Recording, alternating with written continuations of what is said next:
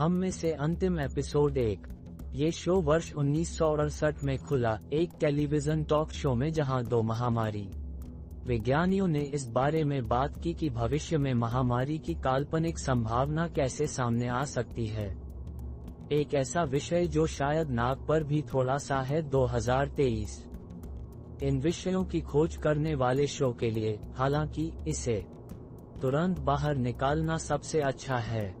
मेहमानों में से एक परजीवी कवक की बहुत वास्तविक अवधारणा के बारे में बात करना शुरू कर देता है, जीव जो अपने अस्तित्व को और अधिक फैलाने के लिए अपने मेजबान के शरीर को संक्रमित, मारते और नियंत्रित करते हैं। हालांकि वे वास्तव में इस बिंदु पर कीड़ों को प्रभावित करने की क्षमता रखते हैं, क्योंकि कवक मानव शरीर के उच्च तापमान का सामना नहीं कर सकता है। महामारी विज्ञानियों का सुझाव है कि कवक विकसित हो सकता है पृथ्वी के बढ़ते तापमान की तरह, सही परिस्थितियों को देखते हुए। इसके अलावा वह सुझाव देता है कि कोई रास्ता नहीं है कि मनुष्य इसका मुकाबला कर सके। कहानी 2003 में टेक्सास के एक उपनगर के आगे कूदती है, जहां एक पिता जोएल मिलर, एक भवन ठेकेदार और उनकी किशोर बेटी सारा अपना दिन शुरू कर रहे हैं। ये जोएल का जन्मदिन है और सारा काम करने के लिए रवाना होने से पहले उसे एक अच्छा नाश्ता बनाने का प्रयास करती है। ये बहुत अच्छा नहीं है। जोएल के भाई और अनुबंधित साथी टॉमी उनके साथ जुड़ने के लिए प्रवेश करते हैं और पैनकेक्स के बदले फ्रिज से बचे हुए खाने लगते हैं। जोएल स्टोव से पैनकेक मिश्रण प्राप्त करना भूल गया था। जोएल को अपने काम के साथ भुलक्कड़ और व्यस्त होने के रूप में चित्रित किया गया है और अपने परिवार को बचाए रखने की आवश्यकता है। हालांकि एक स्पष्ट प्रकाश पक्ष है और सारा और टॉमी के साथ खेलने के लिए बहुत खुला है। सारा इस बीच परिवार में स्मार्ट होने के रूप में चित्रित किया जाता है। वह जोएल और टॉमी की अटकलों को ठीक करती है। जहां दुनिया में जकार्ता है, जब वे रेडियो पर एक घटना के बारे में समाचार सुनते हैं। सारा के घर छोड़ने से पहले वह टूटी हुई घड़ी, साथ ही साथ थोड़ी मात्रा में नकदी चुराने के लिए जोएल के कमरे में घुस जाती है। जैसे ही वे कार छोड़ने के लिए तैयार हुए, जोएल और सारा ने अपने बुजुर्ग पड़ोसियों के साथ एक चैट की है, जिनमें से एक को सहायता की आवश्यकता के लिए काफी पुराना है और ज्यादातर इमोबिल और अनकम्यूट लगता है, और जोएल कुछ हद तक हास्य के लिए प्रतिबद्धता बनाता है। सारा उन्हें दोपहर में एक यात्रा का भुगतान करने के लिए। जैसा कि सारा स्कूल में जाती है, वह एक सहपाठी की चिकोटी कलाई से विचलित हो जाती है, जिसके कारण प्रकाश उसके धातु दवा चेतावनी कंगन को उछाल देता है। स्कूल के बाद वह जोएल की घड़ी को ठीक करने के लिए एक बस की मरम्मत की दुकान पर रुकती है, लेकिन जब दुकान का लेबनानी मालिक अनुकूल होता है, तो उसकी पत्नी जल्दी से प्रवेश करती है। अरबी में एक भयानक बातचीत के बाद वह सारा को बंद करने के लिए बाहर भागने की कोशिश करती है। शुक्र है, घड़ी तय हो गई है। सारा अपने बुजुर्ग पड़ोसियों के साथ कुछ समय बिताकर होमवर्क करने और किशमिश कुकीज देखने के लिए घर लौटती है और जोएल की प्रतिबद्धता को बेक करती है। जैसा कि वह अपने डीवीडी संग्रह को उधार लेने के लिए एक फिल्म लेने के लिए मना करती है। कुछ जोएल पसंद करता है। अपने जन्मदिन के लिए पहले से सबसे बड़ी महिला शॉर्ट में ध्यान से बाहर हिंसक रूप से दोषी होना शुरू हो जाता है। सारा जल्द ही अपनी छुट्टी लेती है, लेकिन यह नोटिस करना बंद कर देती है कि पड़ोसी का कुत्ता बुजुर्ग महिला को घूर रहा है, जो अब भी पूरी तरह से बैठी है। जोएल देर रात काम से घर लौटता है। बाद में उसने सारा से वादा किया और जन्मदिन का केक वापस लाए बिना, जैसे उसने वादा किया था। फिर भी सारा उसे एक निश्चित बातचीत में निश्चित कलाई घड़ी प्रस्तुत करती है, जो खेल में एक ही दृश्य से अपने संवाद शब्दशः लेने के लिए प्रकट होती है, और दोनों सारा को उधार लेने वाली फिल्म देखने के लिए बस गए। फिल्म के दौरान सारा सो जाती है और जोएल को टॉमी से एक फोन आता है। वह एक बार में एक हिंसक आदमी के साथ विवाद में पड़ने के बाद जेल में है और जोएल से उसे जमानत देने के लिए विनती करता है। सारा सुबह के शुरुआती घंटों में विस्फोटों और हेलीकॉप्टरों की आवाज से जाग जाती है, लेकिन खुद को घर में अकेली पाती है। वह पड़ोसी के कुत्ते की उपस्थिति से बाहर खींची गई है, जिसे वह वापस करने की कोशिश करती है, हालांकि यह उसकी मुट्ठी से मुक्त हो जाता है और रात में भाग जाता है इससे पहले कि वह दरवाजे से निकल सके। खुले दरवाजे को देखते हुए सारा ने सावधानीपूर्वक घर की जांच की और महसूस किया कि कुछ गलत है जब वह रसोई में खून के एक पूल पर फिसल जाती है और एक बार के मोबाइल बुजुर्ग पड़ोसी को अब अपने परिवार की गर्दन खाते हुए देखता है।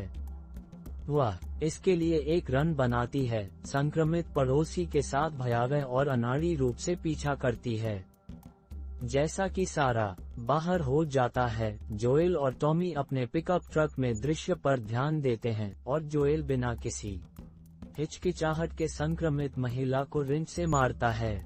जोएल टॉमी और सारा के रूप में समान उपायों में भ्रम और हताशा है, वाहन में देर, अपने पड़ोसियों पर चिल्लाते हैं और उनकी सड़क से बाहर निकलते हैं। इस प्रक्रिया में अपने कुछ अब संक्रमित पड़ोसियों को निकाल रहे हैं, एक ऐसे क्रम में जो महसूस करता है कि यह खेल के प्रभावशाली प्रस्ताव से सीधे खींचा गया है। हम कार की पिछली सीट पर पात्रों के साथ खींचे जाते हैं क्योंकि वे सड़कों पर नेविगेट करते हैं, हर चीज की समझ बनाने की कोशिश करें, मदद के लिए दूसरों से गुहार लगाएं और शहर से बाहर निकलने का रास्ता खोजने की कोशिश करें।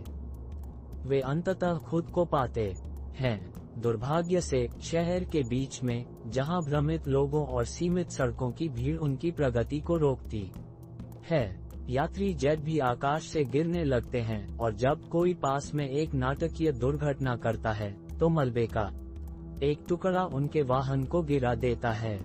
सारा का पैर दुर्घटना में डूब जाता है और कुछ ही समय बाद जोएल ने उसे मलबे से बाहर निकाला। वे टॉमी से एक अन्य वाहन दुर्घटना में अलग हो गए।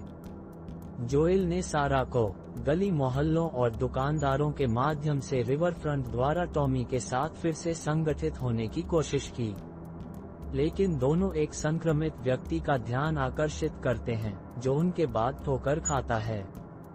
जिस तरह राक्षस उछलने वाला है, उसे एक सैनिक ने गोली मार दी, जो तब जोएल और सारा को बंदूक की नोक पर रखता है। जैसा कि जोएल ये समझाने की कोशिश करता है कि उनमें से कोई भी संक्रमित नहीं है, स्थिति को संभालने के निर्देशों के लिए सैनिक रेडियो। जैसा कि जोएल को धीरे धीरे पता चलता है कि सैनिक को उन्हें मारने का आदेश दिया गया है, वह रास्ते से बाहर निकलता है जैसे कि सैनिक गोली मारता है, केवल उसके और सारा के लिए। एक झुकाव नीचे गिर जाता है। सैनिक जोएल पर अपनी बंदूक का पीछा करता है और उठाता है, लेकिन इससे पहले कि वह फिर से आग लगा सकता है, उसने टॉमी द्वारा गोली मारकर हत्या कर दी, जो आखिरकार घटनास्थल पर आ गया। जबकि जोएल सिर्फ एक चरने के साथ बच गया है, वे जल्दी से महसूस करते हैं कि सारा बहुत खराब है और एक ऊंचे भावनात्मक दृश्य में वह जोएल की बाहों में चली जाती है। शो प्रकोप के दिन के बाद 20 साल से आगे निकल जाता है, पहले प्रकृति की शांति पर ध्यान केंद्रित करता है और फिर 2023 में एक तबाह पोस्ट एपोकैलिप्टिक सिटीस्केप बोस्टन का पता चलता है। एक युवा बच्चा दृश्य के माध्यम से ठोकर खाता है, अंततः खुद को एक दीवार वाले शहर के सामने पाता है। एक संगरोध क्षेत्र, अमेरिकी झंडे के साथ उड़ान, ड्यूटी पर भारी सुसज्जित गार्ड और शब्द वेलकम इसके सामने के गेट के ऊपर स्थित है। एक गार्ड बच्चे को नोटिस करता है और उसके ढहने पर सहायता करने के लिए दौड़ता है।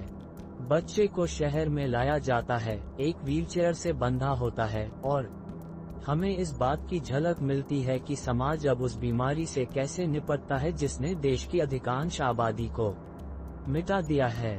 एक दोस्ताना गार्ड के रूप में बच्चे को आश्वस्त करता है, दूसरा उन्हें परीक्षण करने के लिए उनकी गर्दन पर एक उपकरण डालता है, जिसके परिणामस्वरूप चमकदार लाल स्क्रीन होती है। इसे देखने पर दोस्ताना गार्ड बताता है कि वे बच्चे को कुछ दवा देने जा रहे हैं और फिर वे नए कपड़े खोजने जा रहे हैं और उन्हें अपना पसंदीदा भोजन खिला रहे हैं। उन्हें एक इंजेक्शन दिया गया है। हम शहर के अंदर एक दृश्य में कटौती करते हैं जहां नागरिक आग पर लाशें फेंक रहे हैं। एक ट्रक अधिक शवों को लाने के लिए खींचता है, बहुत कुछ उनके पतन के लिए, और एक महिला अनलोडिंग शुरू करने के लिए जाती है। वह पहले से बच्चे के शरीर को देखती है, हुड वाली, लेकिन जिसकी पहचान उसके विशिष्ट स्नीकर्स द्वारा स्पष्ट की जाती है और उसके काम करने वाले को बताती है जोएल के रूप में प्रकट हुआ। वह ऐसा करने के लिए खुद को नहीं ला सकती। थोड़ी हिचकिचाहट के साथ जोएल शरीर को उठाता है और इसे अलाव पर फेंक देता है। मृत बच्चे का उपयोग एक गंभीर है लेकिन कुछ हद तक आवश्यक उपकरण यहाँ पिछले 20 वर्षों में उसकी बेटी की मृत्यु के बाद से जोएल ने इस भयानक नई दुनिया से बचने के लिए रक्षा तंत्र के रूप में उन प्रकार की भावनाओं को बंद करने की कोशिश की है। जोएल दिन के लिए अपना वेतन एकत्र करता है और FEDRA संघीय आपदा और प्रतिक्रिया एजेंसी प्रभारी अधिकारी से अतिरिक्त काम के बारे में पूछता है जो QZ में जीवन कैसे संचालित होता है इसकी एक तस्वीर पेश करता है। हमें QZ के घृणित नागरिकों की झलक दी गई है। भारी सशस्त्र उपस्थिति, वस्तु विनिमय अर्थव्यवस्था जो मुद्रा के रूप में राशन कार्ड का उपयोग करती है, और सख्त कर्फ्यू। यह मूल रूप से एक फासीवादी तानाशाही है। हमें जुगनू लोगों की एक संक्षिप्त झलक भी दी गई है। हम जल्द ही यह जानने के लिए आते हैं कि यह लोकतांत्रिक प्रतिरोध समूह है जो चीजों को मोड़ने की कोशिश कर रहा है। जोएल एक सार्वजनिक फांसी पर पहुंचता है जहां QZ में या बाहर चुपके से जाने की कोशिश करने वाले व्यक्तियों को उपस्थिति में कई नागरिकों के साथ निष्पादित किया जा रहा है। एक गार्ड जोएल की आंख को पकड़ता है जो उसे एक पीछे की गली में मिलता है और हम सीखते हैं कि जोएल अब एक तस्कर है। वह गार्ड को थोड़ी मात्रा में गोलियां प्रदान करता है। गार्ड ने जोएल को चेतावनी दी कि फायरफ्लाइज हाल ही में अपनी गतिविधि बढ़ा रहे हैं और परिणामस्वरूप गार्ड अतिरिक्त सतर्क हो रहे हैं। कहानी तब जोएल से अलग हो जाती है और हम कुछ नए पात्रों को काटते हैं। टेस्ट जिसे नेत्रहीन पीटा गया है और रॉबर्ट और उसके गुंडों नामक एक व्यक्ति द्वारा आयोजित और माफी मांगी जा रही है। टेस एक कार बैटरी की तलाश में है और उसने रॉबर्ट को एक के लिए भुगतान किया था लेकिन उसने गलती से इसे किसी और को बेच दिया। हम मानते हैं कि रॉबर्ट के गुंडों ने आपत्ति जताने के बाद टेस को पीटा था और रॉबर्ट संशोधन करने की कोशिश कर रहा है। ऐसा न हो कि जोएल टेस साथी बदला लेने के लिए आता है। इससे पहले कि वे कार्रवाई के एक पाठ्यक्रम पर सहमत हो सकें, वे एक विस्फोट से बाधित होते हैं जो उस इमारत की दीवार को निकालता है जिसमें वे हैं। टेस ये देखने के लिए भाग जाता है कि एक FEDRA वाहन पर बमबारी की गई है और ये कि एक स्नाइपर पास की छत पर है। FEDRA सैनिकों पर गोलीबारी कर रहा है। वह FEDRA सैनिकों के एक आने वाले दस्ते को देखती है, उनके सामने आत्मसमर्पण करती है और हिरासत में लिया जाता है। अगले दृश्य में हम खेल की घटनाओं में जितनी जल्दी करते हैं उतनी ही जल्दी एली को देखते हैं। वह एक कमरे में जंजीर से बंधी हुई है जिसे गार्ड द्वारा देखा जा रहा है और एक महिला द्वारा दस्तक गिनती करने और सवालों की एक श्रृंखला का जवाब देने के लिए कहा जा रहा है, संभवतः उसके संकायों का आकलन करने के लिए। वह गुस्से में है और दिनों से वहां है। हम जोएल को फिर से शामिल करते हैं क्योंकि वह एक रेडियो सेवा का दौरा करता है जिसमें लोग देश भर में अपने प्रियजनों को संदेश भेजने के लिए तैयार होते हैं। जोएल ने टॉमी के बारे में पूछने के लिए ऑपरेटर से बात करने के लिए कटौती की। वह हफ्तों के लिए चला गया है और जोएल सफलता के बिना संपर्क में वापस आने की कोशिश कर रहा है। उन्हें आखिरी बार डेनवर में देखा गया था। जोएल घर लौटता है हथियारों के अपने गुप्त संघर्ष पर जांच करता है और यह अनुमान लगाने का प्रयास करता है कि डेनवर की यात्रा कितनी दूर है। जोएल की घड़ी का एक शॉट अब टूट गया है, लेकिन वह अभी भी इसे पहनता है और वह खुद को सोने के लिए पीता है।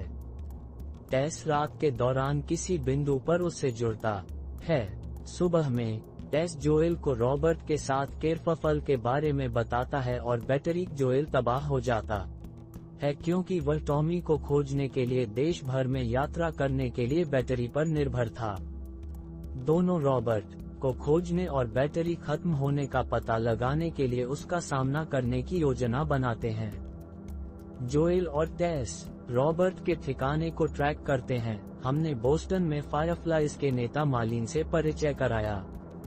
हम उसके साथ जुड़ते हैं क्योंकि उसके नाराज अधीनस्थ इस तथ्य पर सवाल उठाने लगते हैं कि वे बेतरतीब स्थानों पर बमबारी कर रहे हैं और अपने मुख्यालय में एक लड़की एली को पकड़े हुए हैं। मालिन ने खुलासा किया कि वे धीरे धीरे FEDRA का ध्यान अपने स्थान से दूर कर रहे हैं, QZ से बचने और देश भर में एली पश्चिम में ले जाने के प्रयास में। मालिन अपने एक अधीनस्थ को एक रेडियो टॉवर से एक संदेश सौंपती है जो उसे स्तब्ध और प्रेरित करता है। मालिन एली से मिलता है और उसे एक बैकब्लेड सहित अपनी संपत्ति वहन करने वाले बैकपैक को सौंपता है। मालिन एली को अनचाहे और औपचारिक रूप से अपना परिचय देती है, हालांकि यह पता चला है कि मालिन ने एली को बहुत अधिक समय तक जाना है क्योंकि वह उसे सुरक्षा के लिए FEDRA सैन्य स्कूल में रखती है। मालिन बताती है कि एली घर नहीं जा सकती क्योंकि उसका एक बड़ा उद्देश्य है कि उनमें से कोई भी कभी भी कल्पना नहीं कर सकता है। वह एली को कारण बताने के लिए जाती है, इस शर्त के तहत कि वह कभी किसी को नहीं बताती। मौत के डर से हम टेस और जोएल को फिर से जोड़ते हैं क्योंकि वे एक परित्यक्त मेट्रो सुरंग में प्रवेश करते हैं, खुद को बांटते हैं और उस इमारत में घुसपैठ करने के लिए आगे बढ़ते हैं जहां रॉबर्ट ने खुद को पवित्र किया है। वहां रास्ते में एक लंबे समय से मृत संक्रमित व्यक्ति की खोज। दिलचस्प बात यह है कि पात्र गैस मास्क नहीं पहनते हैं जैसा कि वे वीडियो गेम में करते हैं। वायरस के कवक में निहित होने के बावजूद बीजाणुओं की कमी, जो स्वाभाविक रूप से कवक की प्रकृति से जुड़ी हुई है, रचनाकारों द्वारा यहाँ किए गए समझौतों में से एक है। जोएल की निर्माण पृष्ठभूमि के बारे में कुछ हल्के बोझ के बाद ये दर्शाता है कि इन पात्रों में अभी भी कुछ प्रकाशहीनता है। वे इमारत में घुसपैठ करते हैं केवल ये पता लगाने के लिए कि रॉबर्ट और उनके लोगों को गोली मार दी गई है और रॉबर्ट ने जिस कार बैटरी का वादा किया था वह दोषपूर्ण है। दोनों मालिन और उसके अधीनस्थ को पिछले दृश्य से घायल करने के लिए कोने को मोड़ते हैं, लेकिन इससे पहले कि एली जोएल को अपने स्विच ब्लेड के साथ घात करने की कोशिश नहीं करता है और तुरंत निरस्त्र हो जाता है। जैसा कि यह पता चला है, मालिन को कार की बैटरी की भी आवश्यकता थी, लेकिन ये सौदा स्पष्ट रूप से खराब हो गया जब उन्हें पता चला कि ये दोषपूर्ण था। अब वे घायल हो गए हैं और जुगनू स्क्वाड्रन बिखरा हुआ है। मालिन ने जोएल और टेस को एली को बोस्टन क्यूजेट से बाहर निकालने के लिए मना लिया और मैसाचुसेट्स स्टेट हाउस में फायरफ्लाइज के एक अन्य समूह के साथ मुलाकात, जहां उन्हें हथियार और एक वाहन प्रदान किया जाएगा। एली को टेस और जोएल के सेफ हाउस में वापस लाया जाता है और जैसा कि वयस्क कार्रवाई के सर्वोत्तम पाठ्यक्रम पर चर्चा करते हैं, एली एक पुस्तक को उजागर करता है। पूरे इतिहास में 4 टॉपिंग पॉप गीतों की एक निर्देशिका, एक कोडित नोट के साथ और जल्दी से डिक्रिप्टर्स की रेडियो का उपयोग जोडी और बिल और फ्रैंक नामक एक जोड़े के बीच संचार उपकरण के रूप में किया जाता है। 1960-70 के दशक के साथ और 80 के दशक के गीतों में अलग अलग अर्थों को दर्शाया गया है। 1960 के दशक के गीत का मतलब है कि उनके पास कुछ भी नहीं है। 1970 के दशक के गीत का मतलब नया स्टॉक है। लेकिन एली यह काम नहीं कर सकती कि 1980 के दशक के गीत का क्या मतलब है। जोएल एली को नजरअंदाज करता है और एक अन्य दृश्य में समय बिताने के लिए झपकी लेता है जो वीडियो गेम संस्करण की तरह लगभग शॉट फॉर शॉट है। आपको पहचान लेंगे, आपकी घड़ी टूट गई है लाइन। जब जोएल जागता है तो दोनों के बीच एक छोटी बातचीत होती है और एली का उल्लेख है कि रेडियो ने एक गीत बजाया था जिसमें गीत थे, मुझे जाने से पहले।